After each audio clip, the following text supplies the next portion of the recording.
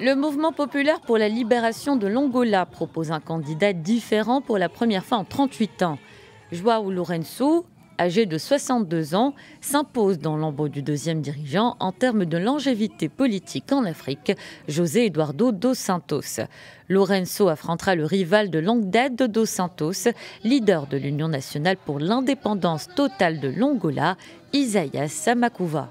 Avec la crise économique que connaît le pays, causée par une chute des prix du pétrole, l'opposition espère améliorer son bilan, bien que l'absence d'élections crédibles dans le pays rend le résultat imprévisible. Cet ancien officier militaire a soutenu le mouvement populaire pour la libération de l'Angola pendant 25 ans.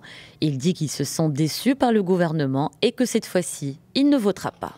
Comme je l'ai dit, ma situation est très mauvaise parce que je ne travaille pas et que je n'ai aucun autre moyen de gagner ma vie. De l'ancienne organisation de combattants, je ne reçois rien. Mes enfants vont difficilement à l'école, d'autres n'y vont pas. Ceux qui vont à l'école parcourent de longues distances et parfois ils s'absentent pendant une semaine ou deux parce que nous n'avons pas d'argent pour le transport. C'est pourquoi je suis très malheureux. J'aimerais pouvoir au moins percevoir un salaire pour les soutenir. Dos Santos a dirigé un pays qui a connu un boom économique soutenu par le pétrole et la reconstruction d'infrastructures. Un pays qui a toutefois été dévasté par une guerre civile de 27 ans qui a pris fin en 2002. Ensuite, le pays est entré dans la récession l'année dernière. Le taux de chômage dépasse 20%. Les gens disent que l'Angola est un pays très riche, mais riche dans quel sens ?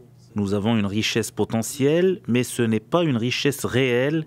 La richesse réelle, c'est quand il y a de sérieux investissements dans l'éducation et la santé. Des pays comme le Japon ont beaucoup investi dans l'éducation et ils sont ce qu'ils sont aujourd'hui. Mais cela signifie que nous devons sérieusement investir dans ces deux secteurs sociaux si nous voulons vraiment sortir de la situation dans laquelle nous nous trouvons. Le scrutin d'aujourd'hui marque un tournant dans l'histoire du pays. Les bureaux de vote seront ouverts de 6h à 17h GMT. Pour ce qui est des résultats, ils sont attendus d'ici la fin de la semaine.